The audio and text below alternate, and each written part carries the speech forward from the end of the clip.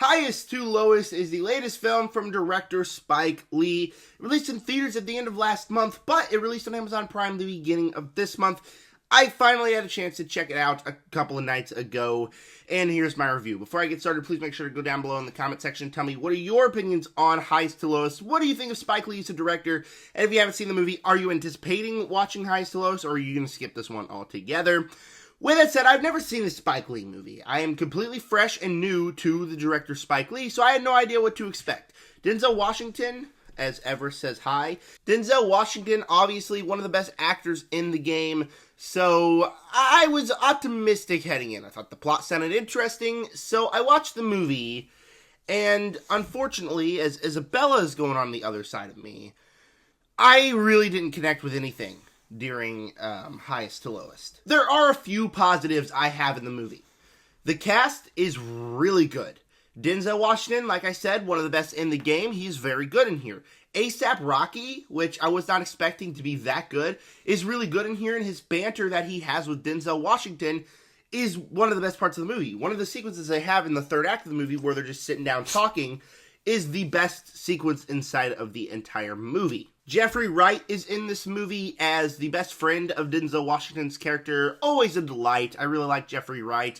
And in this movie, he's playing a more dynamic role where he has to he has to show more emotions than he normally does, and I think he does really good in here. And then there was a guy in this movie that I was sitting back thinking, where do I know him from? His voice sounds familiar. So get Allstate, save money, and be protected. Holy from crap! mayhem. It's the Allstate guy. Dean Winters is in this movie as a detective, and it's crazy because I love the Allstate commercials. I think they are so funny, and I have not ever seen him in an actual movie before. So he was in this movie, and he was just a delight as always because in the back of my head I'm thinking, this is the Allstate guy being a cop and doing all the stuff that he's doing. That was really, really fun. And to close at the positives, I know we're already at the end of the positives. The movie gets more interesting the longer it goes. The movie was interesting enough in the beginning, but the longer it goes, it kind of lost my interest. But then we enter the third act and it gets more interesting. It tries to explore some more unique ideas about the music industry. Not all of the ideas that I thought landed, but they did explore ideas, and they were ideas that made me think at the end of the movie. And overall, the plot kicks in, some action happens in near the back half of the movie, and that gets more interesting than the rest of the movie. Unfortunately, I didn't connect with this movie at all. I did not like Highest to Lowest, the new Spike Lee movie. I'm going negative on it. Where do I start with the negatives? Because on a production standpoint, I don't think this movie was made good at all. That's unfortunate because it's a Spike Lee movie. I don't think this movie was made to be a good movie. Not only are the music cues horrible, we'll talk more about that in a moment, but I think the direction, the editing, the story is all really bad. The direction is bizarre. The editing is weird. Several times in this movie, you see Denzel Washington dabbing up somebody, and then it cuts to a different shot of him dabbing up the same guy from like 5 or 6 different angles, to where we're seeing Denzel Washington dab up Jeffrey Wright 10 times in one sequence.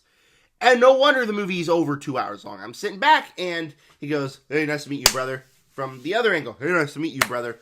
Why are we doing this? Why was that an idea that you decided to put into the movie? It really takes away from the movie. Speaking of taking away from the movie, the music cues in this movie are god awful. I will show you an example right now. "Baby, I just got off the phone. They kidnapped our son." "Oh no, our son's gonna be kidnapped?" "Yeah, they want $17.5 million. How are we gonna afford that? I'm so worried."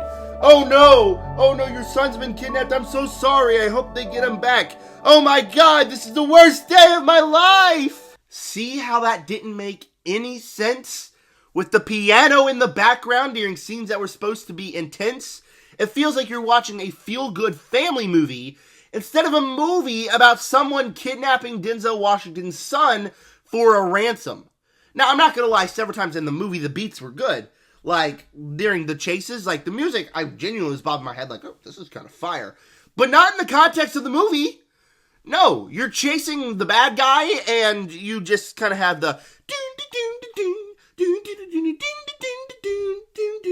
in the background.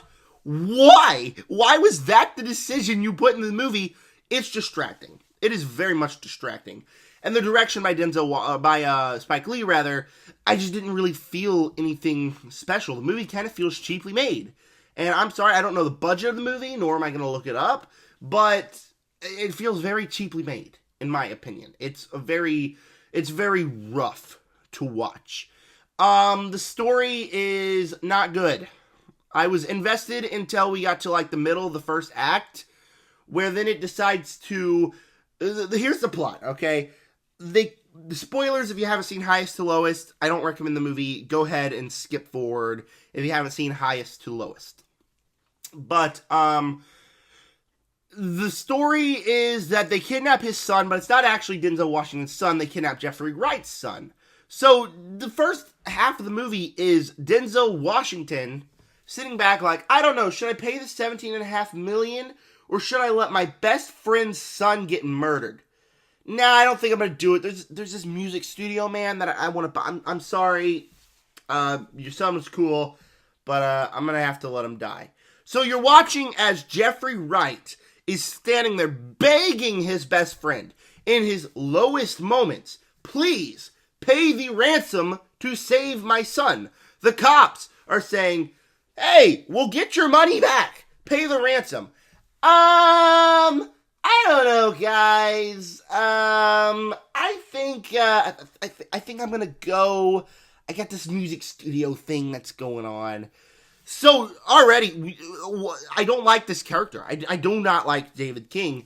He gets better the more the movie goes on, specifically because they convince him to pay the ransom, but it's stupid. It is a stupid decision. That's really where it pulled me out of the movie. And this movie, the more I thought about it, I was like, okay, I tried to enjoy it. I really did, but it just feels like a fever dream. The way the movie's paced, the music, the editing, it feels like just such a weird movie.